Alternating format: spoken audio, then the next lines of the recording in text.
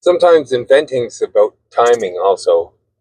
I remember, I think it was around 2008, 2009, and I was working with Anthony Calvio, and we were working on very specific movements that he was doing in the pocket. So I'd work with a high trainer, give him a 3 minute program.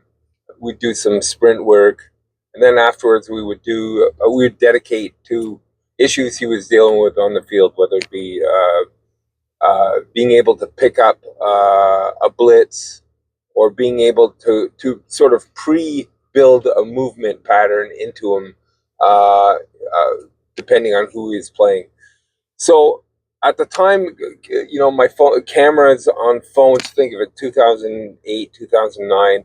Cameras are starting to be good on phones, and so I wanted to be able to film Anthony, and be able to give him cues, and to be able to show him exactly what we were trying to do. And the problem I had was I was usually alone and had nobody to film for me, and so I needed to be able to film in open space. So I did, as usually happens, out of necessity, I invented this thing. So basically, I created a plate for it, and then I went to a scrapyard and bought an antenna. Now, some of you kids who aren't that old probably won't know what an antenna is on a car, but so it would go up and down. And so I welded the bottom of the antenna to this plate, which could open and close.